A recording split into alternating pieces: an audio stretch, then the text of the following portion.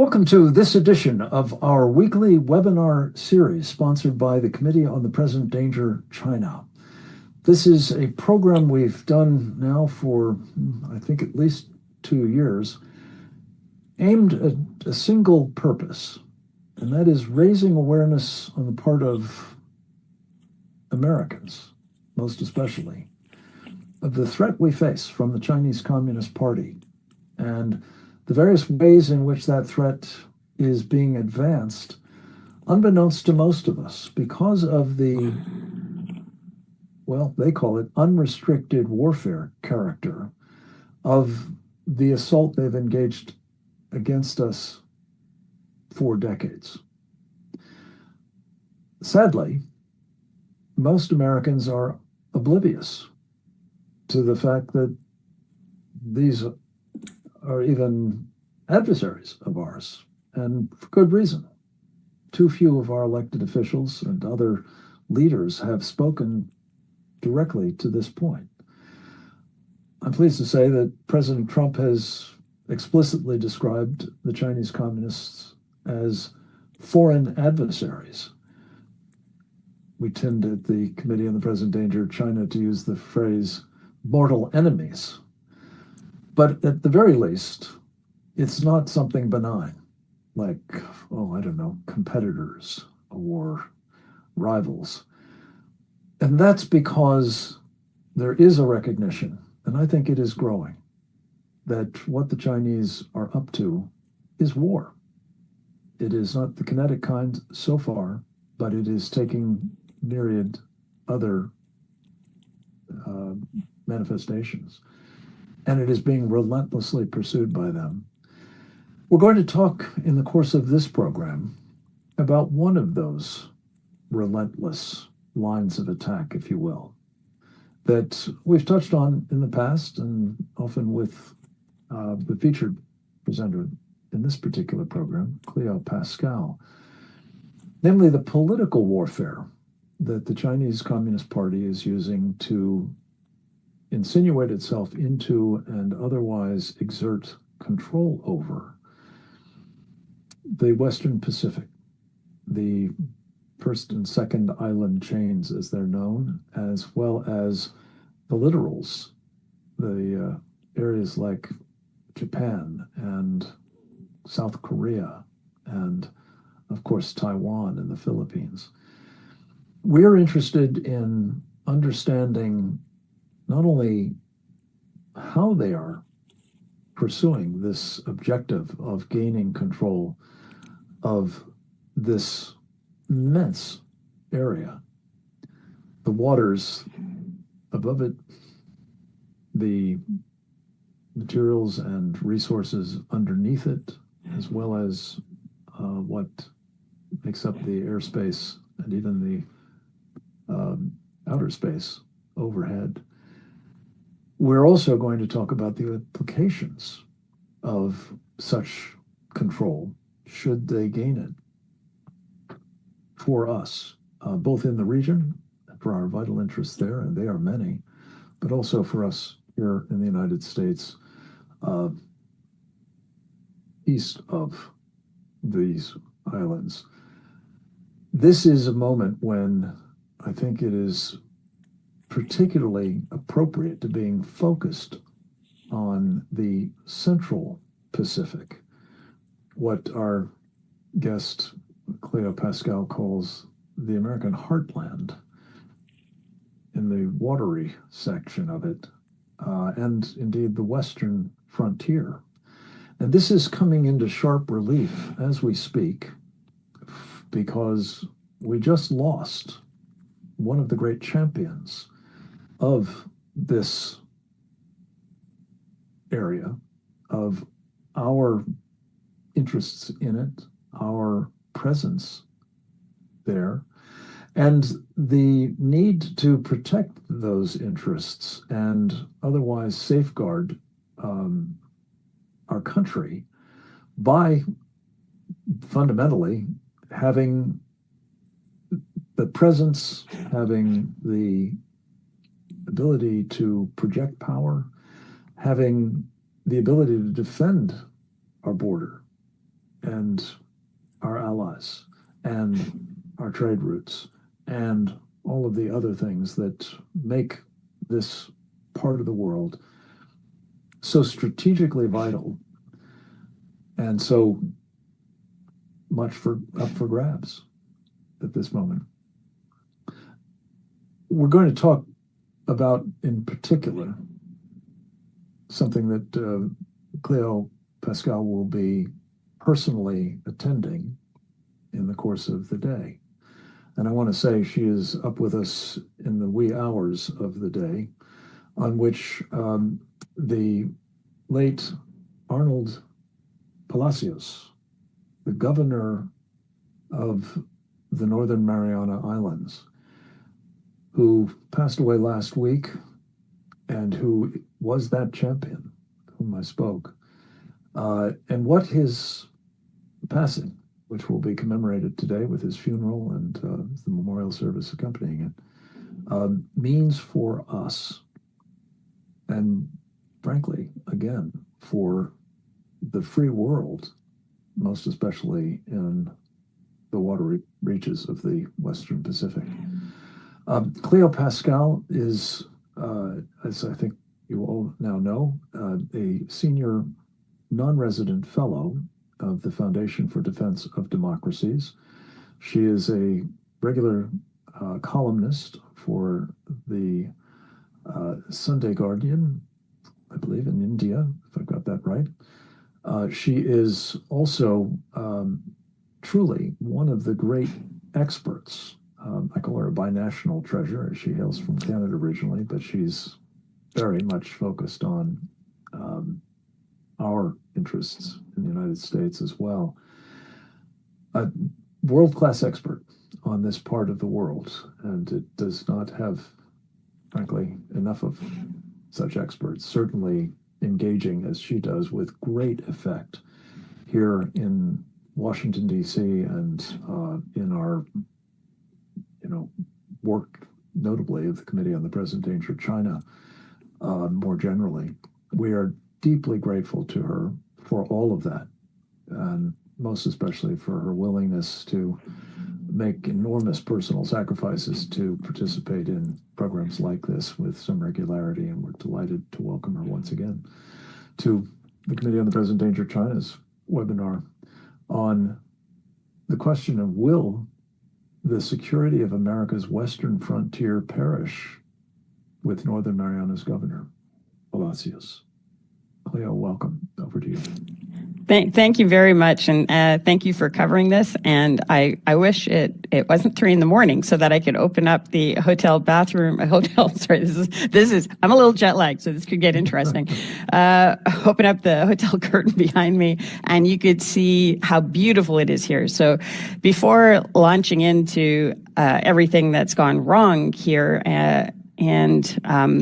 first of all, I would just like to say how beautiful it is, and this is the island chain, the Commonwealth of Northern Mariana Islands. The southernmost island, Rota, is just about 60 miles north of Guam. So Guam is actually the southern Mariana Islands. This is the Northern Mariana Islands. Thank you very much, Oleg. This is a map of the Pacific showing exclusive economic zones. That's what the gray parts are. They show, because for every little island, you can claim up to 200 nautical mile exclusive economic zone around it. And often the U.S. maps will end with Hawaii. In this map, Hawaii is that large patch to the east, and you can see all those other dark blue things are the United States of America. So you have down in the south, you have American Samoa.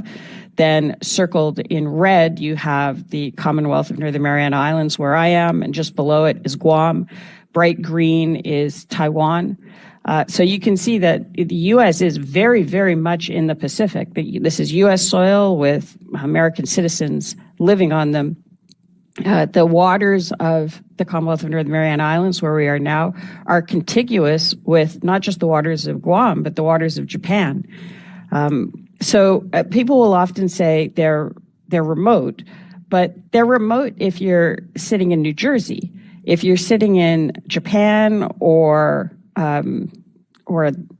Korea or Taiwan, they're about a 3-4 hour flight. So this, where I am now, is close, within 3-4 hours, of some of the world's major population centers.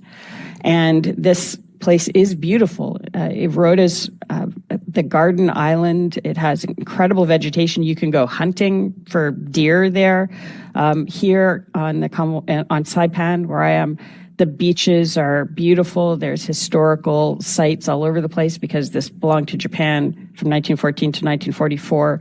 And then this was the site of one of the most brutal World War II battles. This is the bonsai charges, suicide cliffs, all of those things that they highlight in World War II battle movies happened here. And you can go and commemorate at many historic sites, including a very good World War II museum. And then the island in between Rhoda and Saipan, where I am now, called Tinian, almost exactly 80 years ago, 80 years ago next week, the Enola Gay took off from Tinian and began the chain of events that ended World War II in the Pacific. And August 15th will be the surrender, 80th anniversary of the surrender of Japan.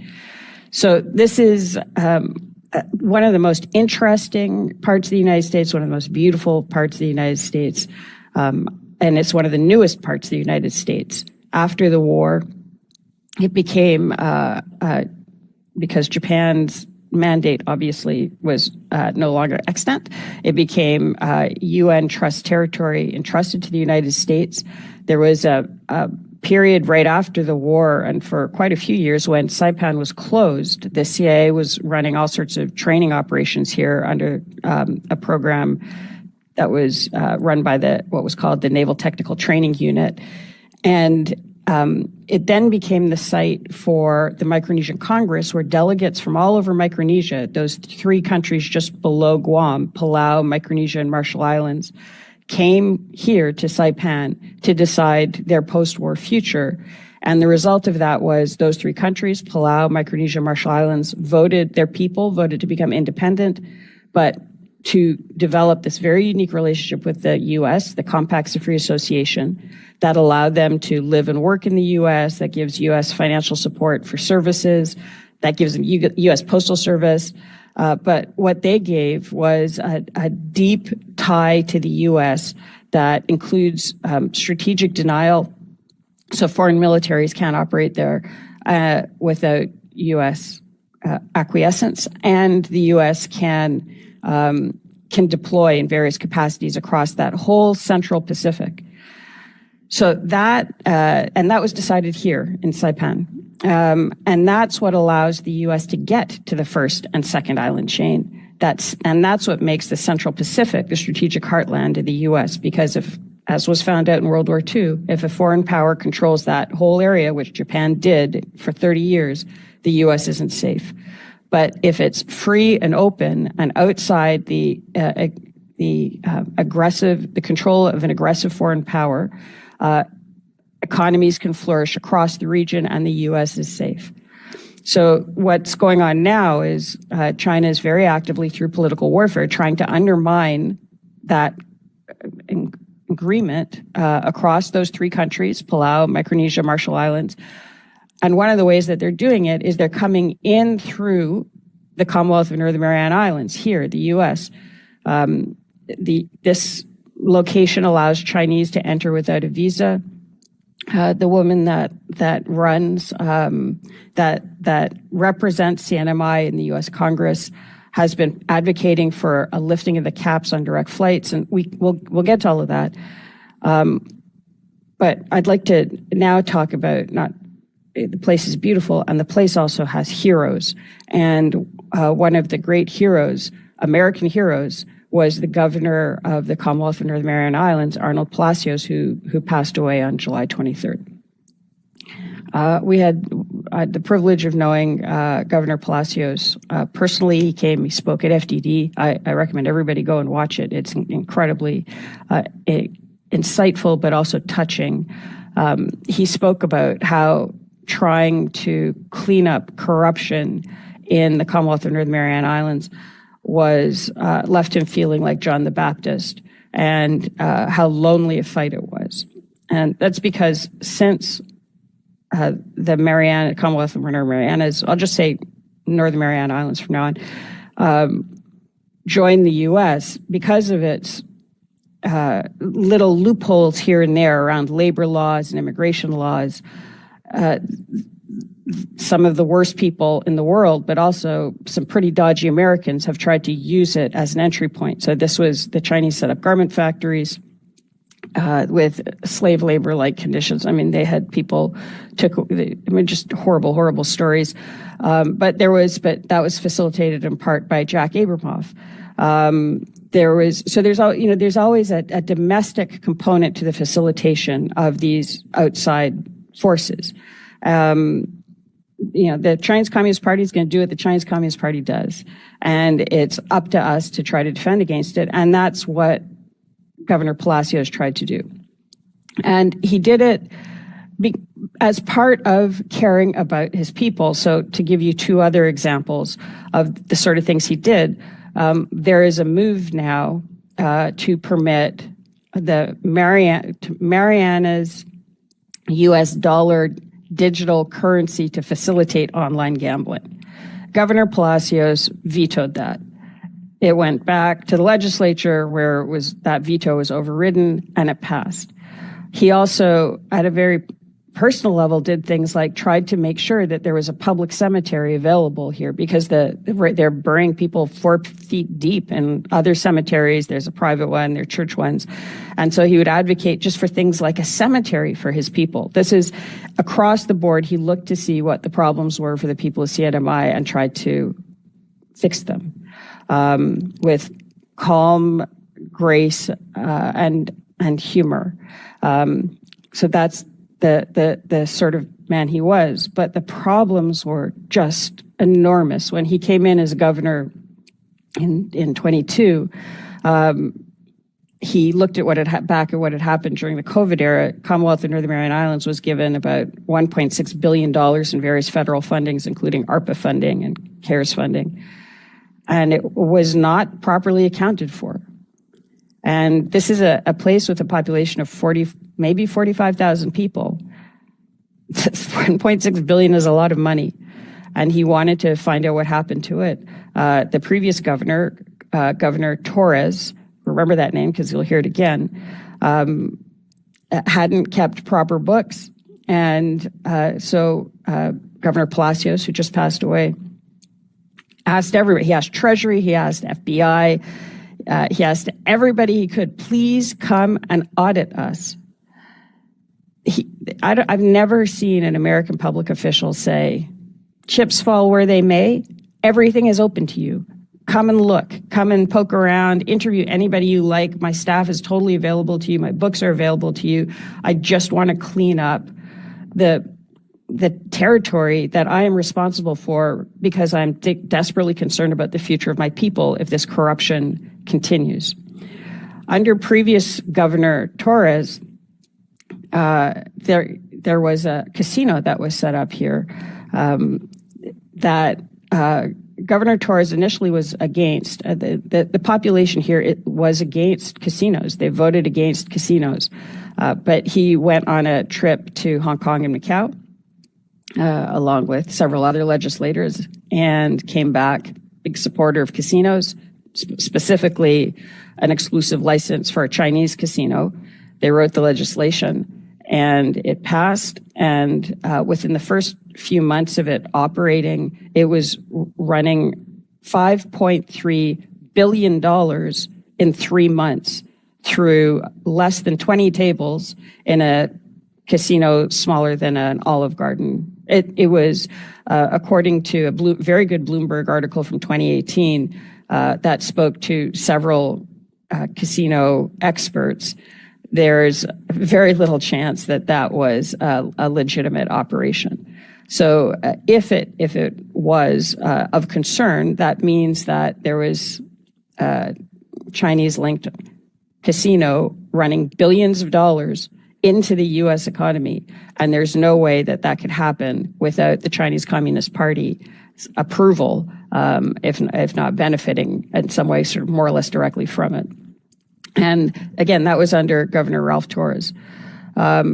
Governor Ralph Torres had a chief of staff called Angel Demipan. Angel Demipan is also a former legislator who was helpful in drafting some of the legislation related to the casino.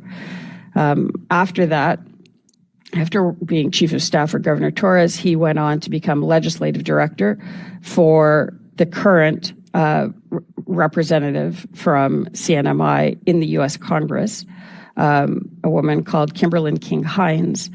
Kimberlyn King-Hines, Representative King-Hines, is the one who's pushing for a continuation of the situation where Chinese don't have tourists. So for many, many years, Chinese could come in here without a visa and nothing, just get on a flight in China, get off here, no checks. They weren't supposed to then leave the jurisdiction, but by at least the hundreds, they were getting on boats and going. As mentioned, Guam's about 60 miles away from Rota, going into Guam, disappearing. Some of them were arrested there for selling meth. There was human trafficking, but also they were found wandering around military bases, the big U.S. military bases in Guam. It became untenable for there just to continue to be no visa. So they created this kind of fiction, which they called an enhanced vetting program. The initials for it are EVS TAP, and sold it as the term they kept using was enhanced vetting. Now, it was enhanced from a starting point of 0, so 5% could be enhanced, but there was never any justification for why they needed this EVS TAP, as opposed to just requiring Chinese to get a visa to come into CNMI like they do to every other part of the United States. I checked actually just yesterday to see what the wait time is to get a B1 or B2 visa if you're in Beijing. On the State Department website, the wait times for each location are listed by months. So if you're in Delhi, it takes 5.5 months to get an interview for a B1 or B2 visa to come to the U.S. If you're in Beijing, it takes 0 months. So it's very difficult to see if it takes 0 months to get a normal B1, B2 visa to come to the rest of the United States, why that couldn't be applied here. But she is extremely insistent on this EVS TAP, and she has been enlisting other members of Congress to support her. There was a letter from Congressman Niles from Texas 22, who is a very staunch defender of the border, supporting the EVS TAP. She herself was on radio here, local radio, on July 30th, talking about how Jim Jordan had supported her EVS TAP program, and how Representative Mast seems to have been quite supportive. So I don't know what she's actually telling them, but I think that they would be very surprised that they were supporting a program that allowed Chinese to come in without a visa. And I think perhaps she doesn't realize, or maybe she doesn't care, what this will do when their opposition finds out, because now whoever runs against them can legitimately ask them, why do you support Chinese coming into the U.S. without a visa? So you can see how this, I don't know what her relationship is with all these other things, except I do know that when she was on the Ports Authority here, she approved the setting up of a different Chinese casino, Chinese-linked casino, right on the dual-use harbor in Tinian, where the U.S. is putting in hundreds of millions of dollars rehabilitating the old Northfield site, which is where the Enola Gay took off from, and was the busiest airfield in the world when the B-29s were taking off to bomb Japan, again, just over 80 years ago. So these are American public servants, right? And why am I bringing this up specifically now? Her legislative director, Angel Demipan, who I mentioned, who was chief of staff for Governor Torres, helped draft the legislation for the first Chinese casino, worked with her. She was trying to push through this lifting of caps on direct flights from mainland China, which hasn't happened, but the unblocking of the EVS TAP, which has, is now the Deputy Assistant Secretary for Insular Affairs at the Department of Interior. And I mentioned that Governor Palacios worked very hard to get a public cemetery. And he will be tomorrow, or within a few hours now, he will be the first person to be buried at that cemetery. And yesterday I attended the consecration of the cemetery grounds. And the key speaker representing the U.S. government was Angel Demipan, the Deputy Assistant Secretary for Insular Affairs at the Department of Interior, who helped write the legislation to push through the Chinese casino and who has been very supportive of Chinese coming in without a visa. And that's what's going on here. And everybody who is there knows. They're going, where is the rest of the U.S.? We're Americans. You're building military bases here to protect us from the kinetic warfare. Where is the defense against the political warfare? What's going on? And so Arnold Palacios, Governor Palacios, did everything he could to ensure that, if you had talked about Saipan in DC, people will all roll if they've heard of it, they'll roll their eyes and they'll go, oh, that place is incredibly corrupt. It's like from the movie Chinatown, where people will go, forget it, Jake, it's Chinatown. And it is literally becoming Chinatown. And what happens here doesn't stay here.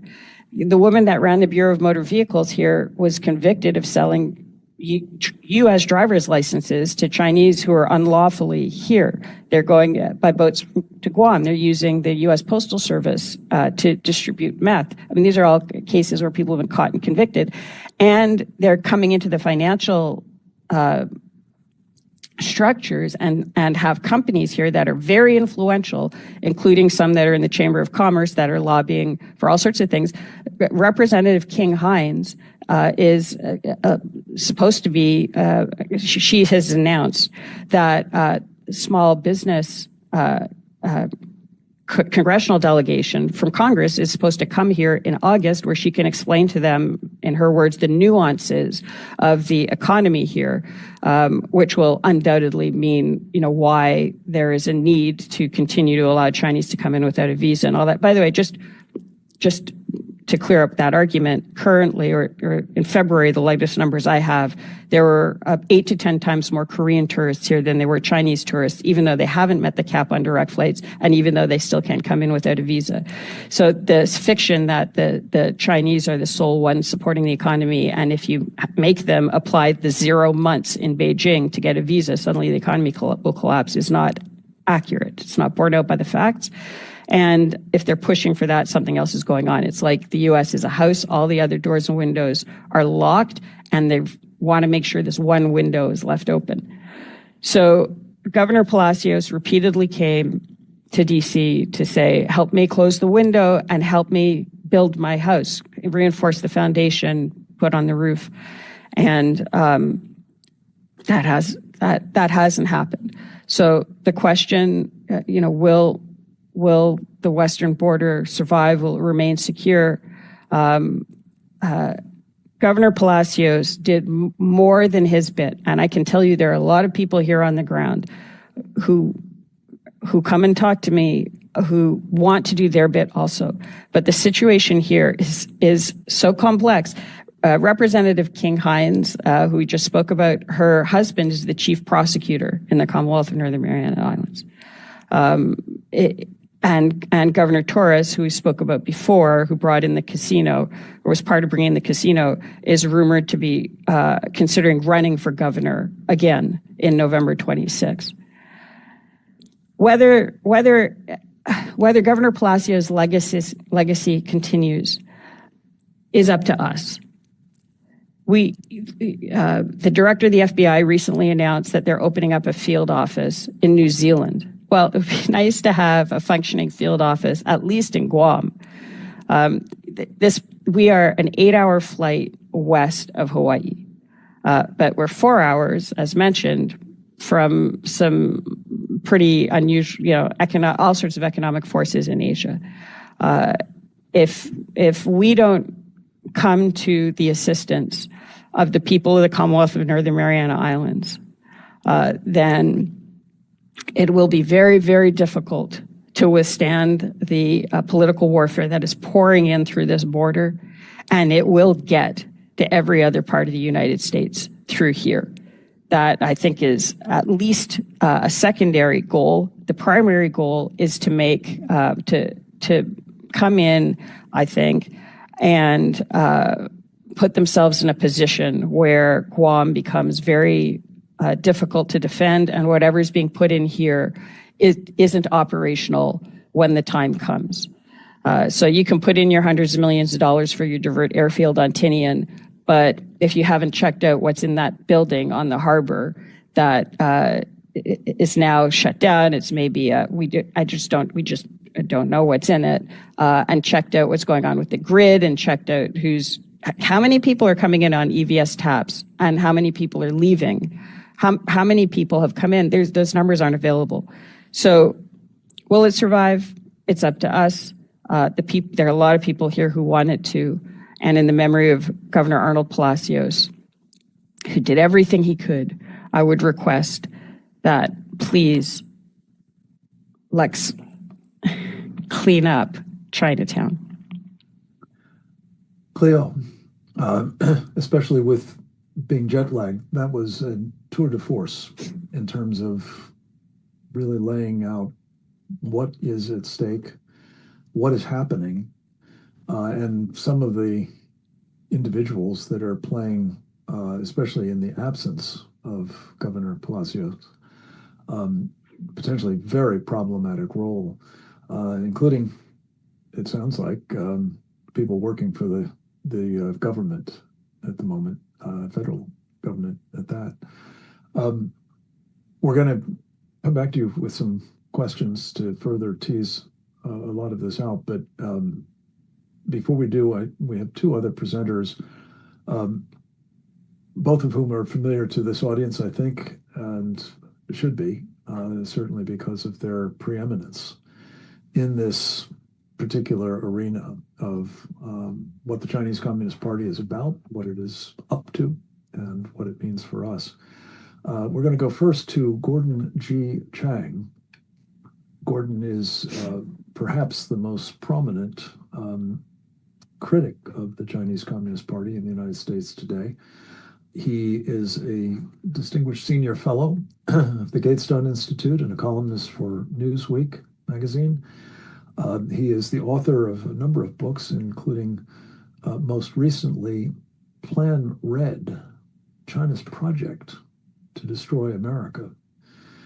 He is a frequent guest on my program, Securing America, and was kind enough to allow me to interview him earlier today and apply part of that program for this purpose of giving some thoughts about, well, who's responsible for what's happening in the Northern Marianas at the moment, and inform our need to hold such people accountable. Let's go to the video of my interview with Gordon G. Chang on Securing America today. This is a welcome that I'm particularly delighted to make to Gordon G. Chang, one of our great resources here at Securing America, with whom we've not spoken in altogether too long. We're always delighted to be able to catch up with him. He is a senior fellow at the Gatestone Institute, a columnist for Newsweek. He is also the author, most recently, of Plan Red, China's Project to Destroy America. He is everywhere, fortunately, including on our air, and we are always very, very grateful for his time. Welcome back, Gordon. Good to have you with us, sir. Well, thank you, Frank. I wanted to start. We're doing a webinar as we speak this afternoon with our friend Cleo Pascal, who has been warning, as have you, for quite some time now, about the inroads that the Chinese Communist Party is making in the islands of the Western Pacific to essentially restore, I guess one might say, the presence there of a hostile totalitarian power such as we've not faced since we liberated them all in the course of World War II. The concern is that that would be a very bad thing for, obviously, regional interests, but also for our own. And I wonder if you might speak to this issue of the lengths to which the Chinese are going to establish, through various ways and means in various places, a presence that will be hostile to us and to our vital interests. China wants to control all of the Pacific, and clearly this is part of a long-term plan. They're very good at it. They've been very determined. You know, Frank, I don't look at this as an issue of China. I look at this as an issue of the United States. These islands some of them are actually part of the United States. Guam, for instance. Others are commonwealths which are effectively part of the United States, and we've ignored it. So the Chinese want to control it. They're using corruption. You know, it's basically the Chinese playbook from around the world. But this is an issue of Americans letting them do it. This is our territory. This is our country. So let's complain about the Chinese, but let's look at ourselves, because we have the ability to stop this. We have the ability to remove the Chinese from these areas. We can enforce our laws. We're not doing any of this. So shame on us. Point taken, Gordon. And I guess in terms of how we might displace them, what are you thinking of as the tools available to us for the purpose? First of all, let's enforce our laws. We know that the Chinese are engaging in all sorts of criminal practices, including buying of officials. And the FBI is not interested at all in this, which is, to me, incomprehensible. Of course, there's all sorts of domestic concerns about the FBI. But we've got a foreign enemy that is assaulting us. So let's stop worrying about Democrats. Let's start worrying about the country that intends to kill Americans and has been killing Americans through fentanyl and COVID and all the rest of it. I have this very little patience for domestic squabbling right now in the face of a foreign enemy. And Frank, this is how we lose our country. We are the strongest country by far, almost every metric. But we can lose our country, and we can lose it very soon because we're not confronting the Chinese enemy. Let me calm down. But in terms of what we do, we enforce our law. We don't allow Chinese tourists into these areas. We don't allow flights from China. And we have all sorts of pressures on those islands for more Chinese tourists. So that's what we do there. We remove their businesses from them, and we start getting ICE. They might worry about some family in Los Angeles that has been there for 3 decades and now is going to deport them. But I think they should be using their resources as the number one priority to make sure the Chinese networks in these islands are broken up and the Chinese are either imprisoned or expelled. So this is really important. It's a question of priorities. Yes, we should deport every illegal alien, but we need to break up the Chinese networks first, because these networks actually threaten the security of our nation and even maybe its existence. Gordon Chang, where we go from there is to explore a little bit further the strategic issues that are in play in all of this, with a man who has done an incredibly important service to our country, starting in his time as a naval intelligence officer, and the Chiron incorrectly identified Gordon Chang as one, but this is one of our most accomplished veterans of the U.S. Navy's intelligence service, and that would be Captain James Finel, United States Navy, retired.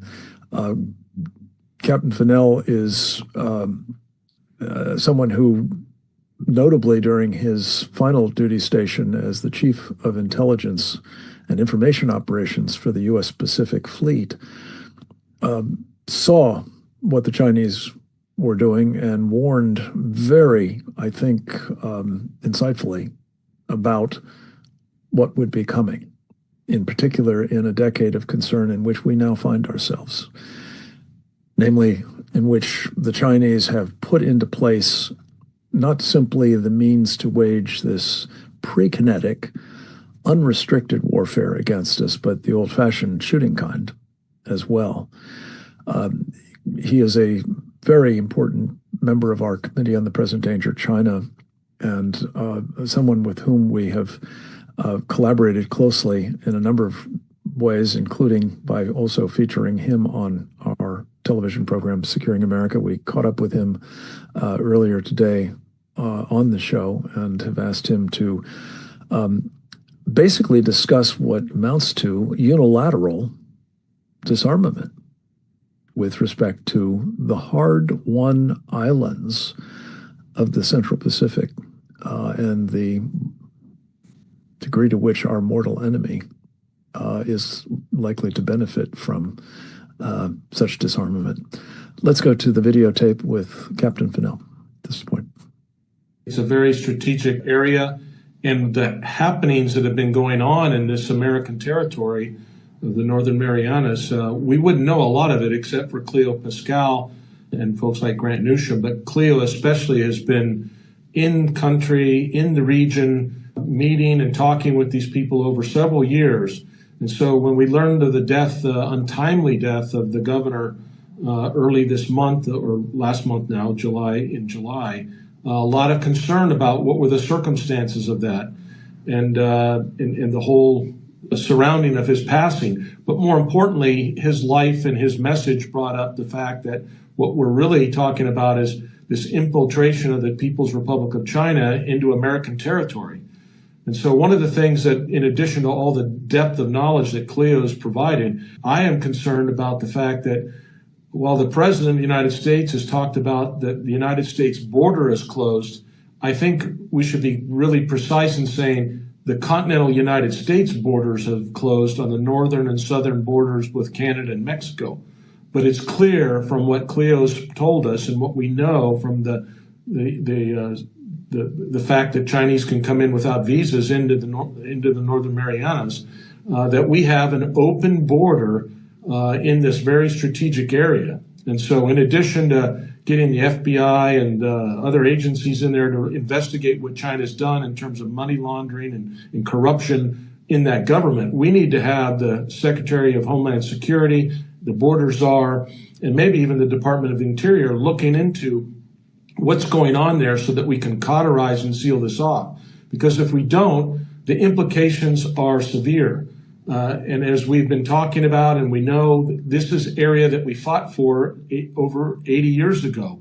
And American Marines especially, but sailors and others, died fighting on these islands throughout the Northern Marianas and other parts of the Pacific and the Western Pacific and the South Pacific and the Oceania, these island nations like the Solomons and Kiribati, Tarawa. And so if we allow the Chinese to infiltrate, not just to have corruption and influence our governments there, but they're undoubtedly infiltrating what I would call a fifth column of not just political agitators and political warfare agents, but they're going to infiltrate military actors, people that are going to, in the event of hostilities, whether the Chinese decide to invade Taiwan this year, next year, 2027, or by 2030, those people that are from the PLA that have come into these areas, into our territory, they can be used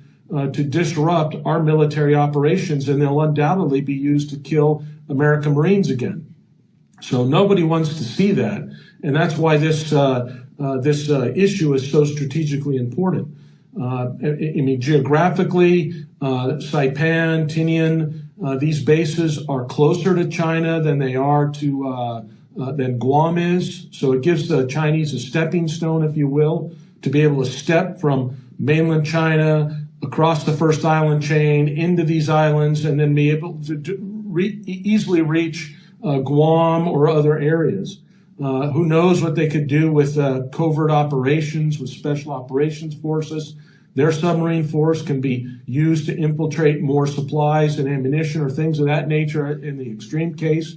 There's no evidence of that now, but one of the failures that we have in our intelligence community, in our government, in our quote unquote China hands in Washington, D.C., is that we do what I call this carpenter's rule of assessment. We snap a chalk line and we say, well, there's no ammunition there today. There are no Chinese submarines in Tinian today. There's no Chinese tanks or bombers in Saipan today, so there's nothing to worry about.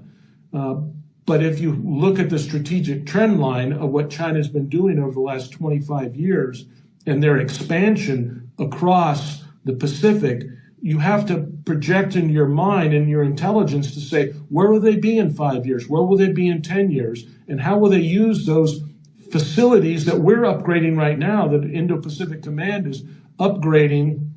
How can those be turned around and co-opted by the PLA to be used against us to dominate the Pacific and destroy America's military capacity in this region, from our air forces and our 7th Fleet and Pacific Fleet, and obviously the Marines of the 3rd Marine Division out of Okinawa and other places in the Pacific there. So we have a big problem where we're not recognizing that, and as you said, and I think Cleo says it as well, I mean, people are not educated that this is American territory. It's not a state per se, so it doesn't have the same legal status in some areas, but it is American territory.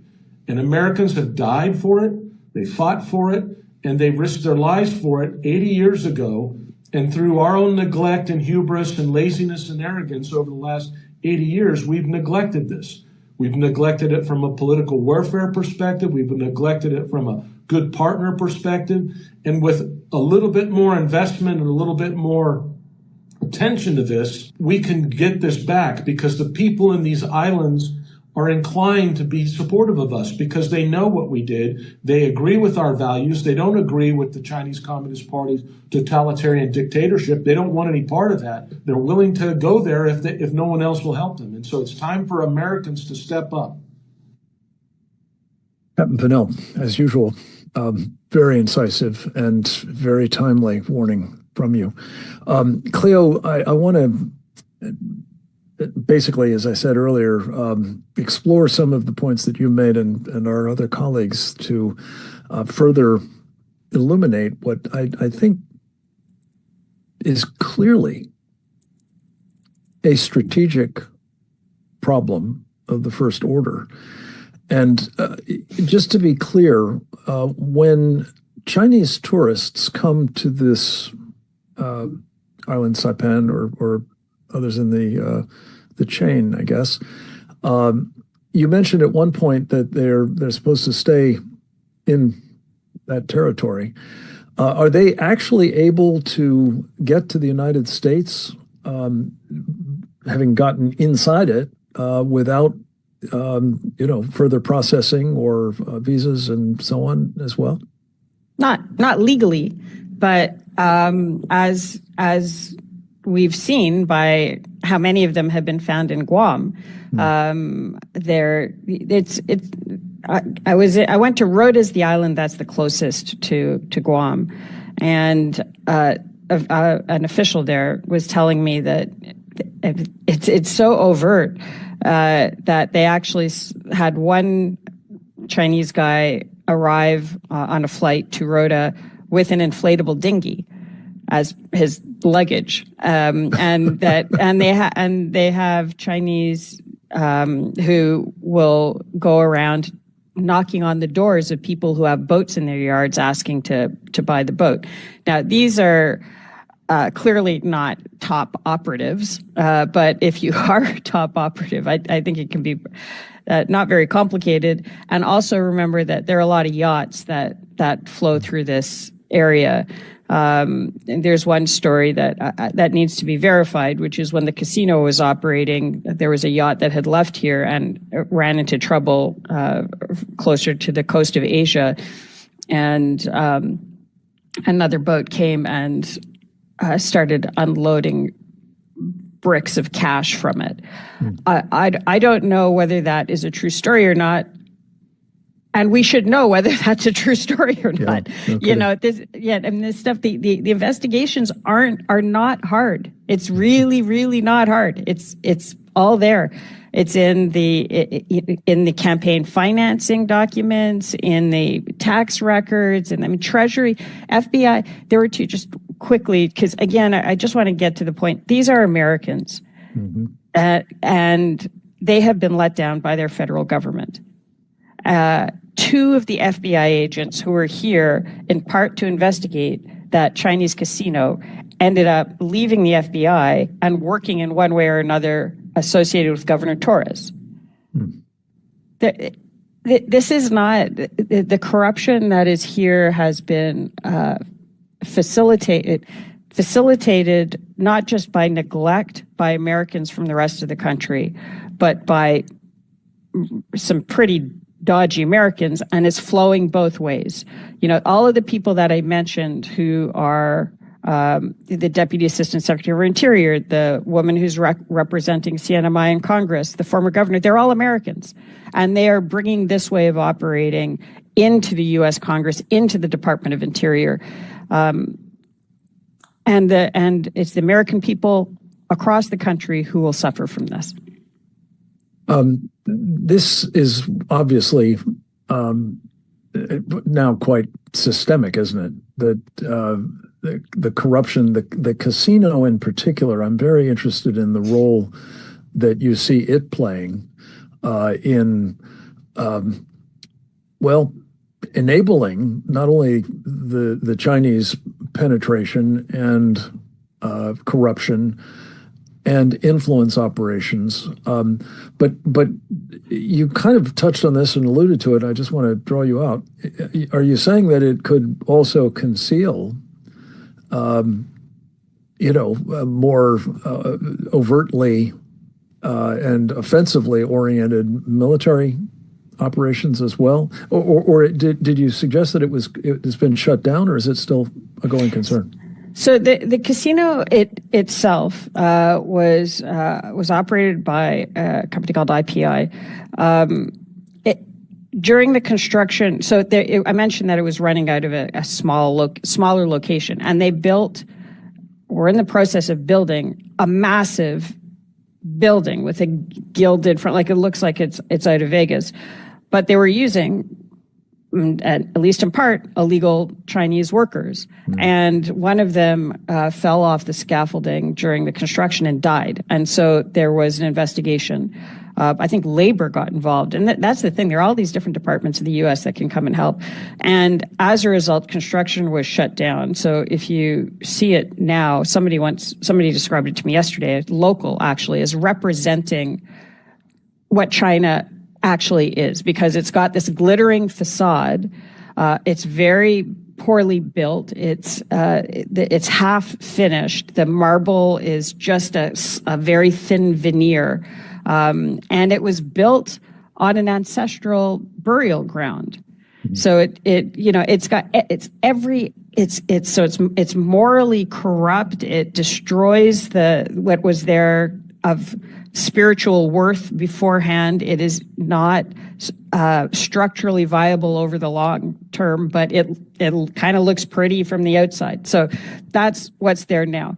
That company kind of went into bankruptcy during COVID, but there's a new company right now that is bidding on the assets, and the reporting is that there are some linkages between the new company, which presents as Japanese, but actually it looks like at least key components of it are Chinese, and that there are linkages between the new company that's trying to get a hold of the assets, which includes the exclusive gambling license, and the old company. It just needs investigation. If I know elements of this, pretty much everybody on the island does, and it doesn't take a lot of digging. It just takes building trust. Yeah. And Cleo, this is a point you made powerfully, and I want to just further illuminate it. We have been undermining that trust. I think it's fair to say. Closing an FBI investigation, as I understand it, not so long ago, closing the office or whatever there was of the FBI on the island, as I understand it. And I know everything I know about the subject from our conversations about it, so correct me on all of it if I've got it wrong. But and then the kind of well, as you say, the corrupting influence on the society that some of these politicians or representatives have been, or their staff have been exhibiting. Is it an overstatement to say that we're in the process of losing, well, for want of a better expression, the hearts and minds of the people of the CNMI? Not to be too dramatic, but I think it's more. I think it's deeper than that. I mean, so what inspired Governor Palacios on his lonely fight that he didn't know whether he could win or not against very powerful, well-funded players here backed by the Chinese Communist Party. And it was his faith. And a lot of the people who are fighting here, in fact, somebody said to me yesterday that you come into the world naked and you leave naked, and all you have is your soul. And what this corruption is doing, it's corrupting the politics and it's corrupting the economy, but it's corrupting the soul of the nation through the individuals. And you can visualize it. You can see this sort of, the like dropping of black ink into a pool and just watching it spread. And so, I mean, it really is that it's destroying families. And this is where the trust thing comes in. People will tell me, look, I'd like to talk to you, but my cousin or my uncle or whatever, is involved in this, and I have to protect the family. They have kids. If they lose their job, then their wife. It gets right into what it is to be a human, and it can twist you to the point where you're making decisions that you think are the morally right decisions, but they're just not. And they're going to, and down the line, by the time you figure it out, it's too late. And I think that happened. The Chinese Communist Party operatives are extremely good at doing this. Why don't you just take this $10,000? It will help you put your kid through school. And then they've got you. You work really hard. You really deserve a vacation. Why don't you come to Hong Kong and we'll show you, we'll give you the vacation that you deserve for being such a hard working public servant for so long. And then they've got the videotapes on you. So it's corrosive at a level that is just fundamental. It's right into the soul of humanity. And on the FBI thing,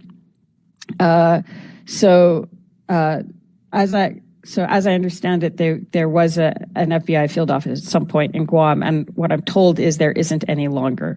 And if there is no FBI field office in Guam, and Director Patel is very focused on moving people out of D.C. To the point of opening up one in New Zealand, it would be good maybe if there isn't one in Guam, it should be reopened with jurisdiction over the Northern Mariana Islands. Right. If there is one, it should be upstaffed. And just last point, it should not be staffed by locals. Mm-hmm. So people will say, you hire a local, they really understand the local culture. You need the advice of locals, but can be much more difficult for locals to operate. And I think that may have been one of the things that happened in Interior. Get a local to be the DAS for insular affairs. Just because you're local doesn't mean anything. You can have a Palacios who's a local, and you can have somebody who's fronting for a Chinese casino who's a local. It comes to what's inside, not to what's outside. Right. Such a key point. Let me turn to the military piece of this. Several of you touched on it, but again, this is particularly Guam, but as you say, Tinian is expected to become part of the front line of America's defenses on its western border, as you've described it. And I want you to tease out a little bit further, if you would, that the idea of this being sort of the western heartland of America. But if the Chinese are present in these islands in some numbers, and they may be there as tourists, they may be there as casino operators or, workers building the place or what have you. But Cleo, how would you assess the likelihood that such individuals would, without much difficulty, be able to do what I think Gordon was suggesting, which is to say neutralize whatever else we're doing on those islands in case of particularly a shooting war or maybe the run-up to it at the hands of the Chinese Communist Party? So Chinese individuals are hostages of the Chinese state. And this is legally enshrined in the 2017 National Intelligence Law, which requires every Chinese citizen and Chinese organization to support, which includes the companies, to support Chinese intelligence collection efforts and operations. It's legal, it's the law.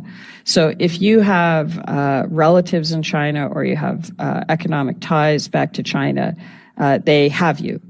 So you can be, and I won't specify to protect the person, but I have a very good Chinese friend who had been living outside of China. She was a citizen of another country. She working very hard for many years. And I was with this person when they got a phone call from their professional organization, somebody who claimed to be from their professional organization, telling them who to vote for in the election for in that professional organization. And my friend was shaken. She thought she had escaped it all, but the mother still lived in China. And so they knew that they had a hold on my friend to the point of being able to tell my friend who to vote for in the professional organization election. And they clearly cared who won that professional organization election because it advanced something for the Chinese Communist Party. So I just to explain, there are actual operatives whose job is to be emplaced, and you can put in a divert airfield on Tinian and you can have the best planes and the best runway, but if the pilots are incapacitated before they can get to the planes, you win. But you also have just people who are maybe trying to escape the Chinese Communist Party, but if they have ties back, they are, no matter where they are, they're hostages. You can't leave China without the Chinese Communist Party knowing you left China. And that's one of the things that needs to be understood about the tourists is, they had went through a process on the Chinese side to get a passport, to get a visa. They are tracked. The government knows everybody who leaves the country and where they're going and what they're doing. We have to get away from thinking that China is just like us. It really, really isn't. Yeah. Though there's reason to believe that we're becoming more like them all the time, unfortunately, in some very unsettling ways. But that's a subject for another day. Cleo, you've been very generous with your time, and it's exceedingly late, and I know you are jet lagged, but you've done a wonderful job. Could I just ask a final question? Because Gordon touched on it, but I want to get your thoughts on it as well, and maybe in so doing, if you could back the lens up a little bit, because while we've principally focused on this, confederation in this part of the Central Pacific, the heartland, there are a number of other important islands in the surrounding area, some a distance away, given the size of the Pacific, but that I know you feel similarly, very strongly, are neglected at our peril. And again, in most cases, I think, the important ones at least, we actually fought and in some cases bled and in other cases died to extract from the clutches of a previous totalitarian power, the Imperial Japan. So if you could talk about what do we need to be doing right now, specifically with respect to the Northern Marianas, but why this is important to the larger question of what we must be doing to counter Chinese political warfare and influence operations and gray zone activities, as they're called in some quarters, possibly leading up to a shooting war at their hands. So thank you for asking that, and I'll tell you what's going on right now in Guadalcanal, if you like. Yeah, and the term, by the way, that the Filipinos use, which I like quite a lot, they call it illegal, coercive, aggressive, and deceptive. They say, so the initials are ICAD. They say what the Chinese are, because gray zone is a little fuzzy, so they say illegal, coercive, aggressive, and deceptive, and that really does cover a lot of it. So Guadalcanal, the island of Guadalcanal, is in the country of the Solomon Islands, which was recognized Taiwan until 2019 and then flipped to China.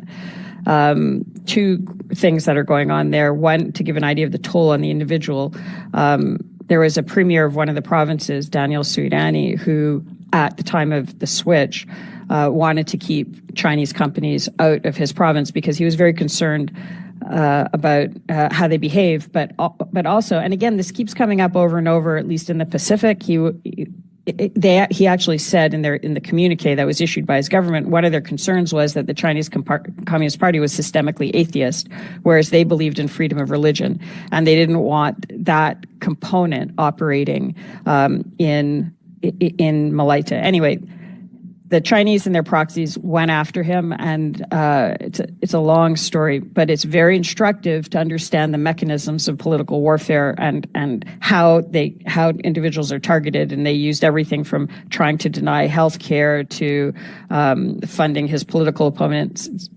And we can go into it another time. But the latest phase is lawfare. So he and one of his close associates are on trial for unlawful assembly. There were originally 3 charges, but they had to drop the first one because he wasn't even in the country. Like it's so, the charges are so spurious that, but even when he was premier of the province, he was making $800 a month. This is destroying the family economically. It's a constant stress. So that's what's happening at the individual level. And at the national level, the main regional organization is the Pacific Islands Forum. And so that brings leaders from all over together. And it's going to be in September in Solomon Islands. And the Solomon Islands government has effectively now barred Taiwanese from entry. So 3 countries in the Pacific Island Forum, Palau, Marshall Islands, and Tuvalu, recognize Taiwan. So this not only, and Taiwan is has observer status at the Pacific Island Forum, but undoubtedly at the behest of Beijing, Solomon Islands has now blocked Taiwanese access to Solomon Islands, which means they can't attend the Pacific Island Forum. And so we're now going to see what the countries who recognize Taiwan do. So it's a very clear example of how China is very happy to create chaos, fragmentation, this sort of entropic warfare at the individual level, destroy the families through fentanyl, through lawfare, but also at the regional level, destroy the organizations unless they submit to a Chinese way of doing things. Wow. Quickly, if you want, because you asked about what to do. So Please. So this is, I think that from a U.S. government perspective, there need to be 3.5 different policies towards how to deal with the Pacific Islands, because you tend to get this blob, right? But as we can see, the Pacific Islands, what falls under that rubric, varies from Hawaii, which is a state of the U.S., to the Solomon Islands, which is an independent country where a lot of Americans died, but the U.S. is actually dealing with it via mostly Australia, even though there's a U.S. embassy there, there's no ambassador, there's no consular services, and it takes the lead from Australia. So there's a very wide variance. And depending on the legal relationship between the U.S. and a specific Pacific island, there's a different toolkit. So saying that you're just looking at them all as a big blob is not, it doesn't reflect the different security priorities for the U.S. and it doesn't reflect the different toolkits the U.S. has for dealing with the region. So I think there are 3.5 different ways of dealing with it. The first is parts of the Pacific Islands that are the U.S. So Hawaii, Commonwealth of Northern Marianas, Guam, American Samoa, that's a whole different toolkit. You can send in the federal government, you can send in the FBI, send in Treasury, all that stuff. That's one bucket. The second are the 3 U.S. freely associated states, the ones that have that compact of free association with the U.S. that I mentioned, that where they can come and work in the U.S., they serve in the U.S. military, the U.S. Has strategic denial. That's Palau, Marshall Islands, Federated States of Micronesia. Those get dealt with separately. Now, there's overlap in some places, but there's a different toolkit and there are different priorities from the Chinese side about how to undermine them. Then the third category is all the rest of the Pacific Islands, like the Solomon Islands and Kiribati and Tonga. Those are a different bucket, different toolkit. And then the half are the 3 countries that recognize Taiwan, because they're being targeted in a very different way by China. And because they recognize Taiwan, you can bring in Taiwan as a partner to help them defend themselves from the political warfare. So you have these, and allies is also different. If you're looking at a place like Palau, Japan is a much better ally than Australia. Japan has a historical linkage there. It's geographically much closer.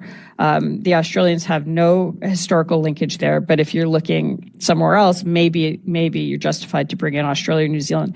But the Australian and New Zealand diplomatic community have spent a lot of time in DC trying to convince the U.S. that the Pacific is this one whole that you deal with through the Pacific Island Forum and the Pacific Futures 2050, whatever it is, and Canberra and Wellington are the Pacific Island whisperers, and everything has to run through them. And as a result, you're getting this bottom-up look at the Pacific, as opposed to what was crafted by Americans who fought in World War II, from John F. Kennedy through to Bush Sr., who fought in the Pacific and lost friends in the Pacific. They created an architecture that has ultimately been expressed in that map that we saw at the very beginning, where there are these parts of the U.S. like the Commonwealth of Northern Marianas and Guam, but there are also these 3 islands in the middle, which is the core of the Central Pacific, because they realized, in fact, like McKinley did and like Teddy Roosevelt did, that if you can't get across the Pacific, or if a hostile power is in the middle of the Pacific, the U.S. isn't safe and you can't trade. So it's a matter of those 3.5, which tells you what the U.S. strategic and economic priorities are. This is an architecture that's been developed over 150 years of American foreign policy, and it gives you the different toolkits and the different leaders that should be involved in implementing those policies. Where can people find more out about those toolkits and implementation of the policies? Is that so? This is the first time that I've talked about it publicly. So, well, I think we've outed it. But so if I ever get any sleep, I'll write it up. Good. Okay. Well, I hope that you will in the very near future. Let me just say, Khalil, that one of the things that you sort of, again, alluded to, but that in our previous conversations you've impressed upon me, and I think is intangible, but it's illustrative of your deep insight into these islands and and the subject more generally of, how are they faring as they become increasingly targets of aggressive Chinese influence operations. And that is, how are we interacting with them, dealing with them, treating them in the form of, for example, sending a high-level delegation to honor Governor Palacios, to express solidarity about his commitment to being part of the United States and his, public service ethos as it related to trying to audit what may well be corrupt government entities and practices.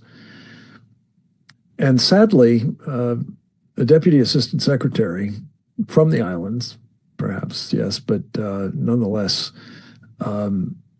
someone who, from what you've indicated here, may well be part of the problem in a lot of respects, is hardly an appropriate indication of the importance of these islands, or what should be the importance of them, and our appreciation of that importance. And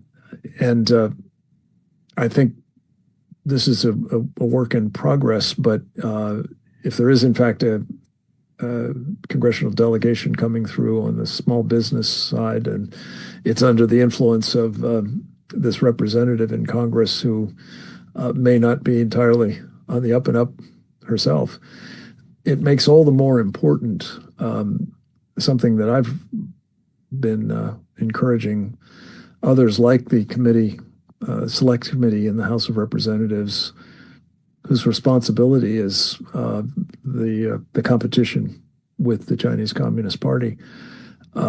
Its chairman, John Molinar, was on this program last week. He's doing very important work in that committee, as I think you know, Cleo. It would seem to me that a field hearing by that committee in the Northern Marianas, for example, would be a very important signal of not only, our appreciation of the islands and their people, but also the solidarity that we feel with them in a time of increasing CCP aggression. So I'm hopeful that he will take that under advisement and act on it. A field hearing in Saipan, for example, and I hope, if you don't mind going back, it's a long way to go, but if you don't mind going back, that you will be a lead witness there if this does come to pass. Let me just conclude by saying, Cleo, that you being there on the occasion of this ceremony, this funeral, this honoring of a fallen hero, I know means a lot to his family, and I hope that they will appreciate having arguably the world's leading expert on these islands, and certainly one who has done as much as anybody, either in your native Canada or south of the border here in the United States, to elevate the importance of these places. I hope will be seen as an evidence that there is, in fact, a commitment to them and to their being part of the western frontier of our country, and their security and their prosperity and their appropriate treatment by the rest of us is now in prospect. And if so, it will be thanks in very, very substantial measure to your great work. So thank you for all of that. And thank you for getting up in the middle of the night, jet-lagged as you are, to contribute so importantly to this program. I thank as well our friends Gordon Chang and Captain James Finel for their contribution to the program as well. And let me just hasten to add, I mean to do this each time, but I always want you to appreciate, ladies and gentlemen, the important role that our friend Oleg Atbashian makes all these things work. She's not with us at the moment. She's on assignment elsewhere, but Didi Laugesen as well played calculably important role in helping the Committee on the Present Danger China do its work, and I'm deeply grateful to them for doing so. As I'm deeply grateful to all of you who participate live in these programs.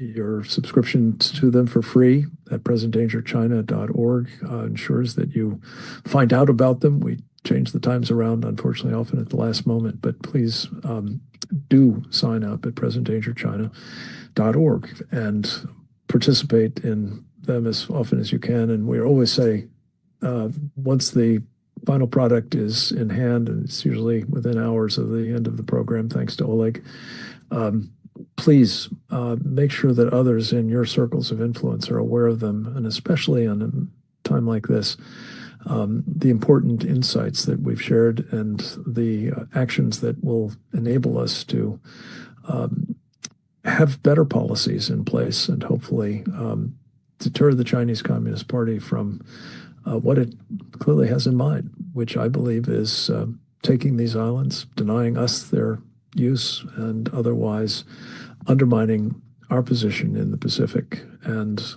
that of the free world more generally.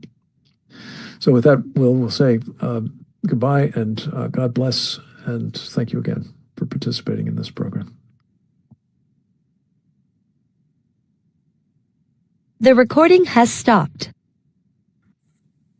Thank you, Cleo. Thank you.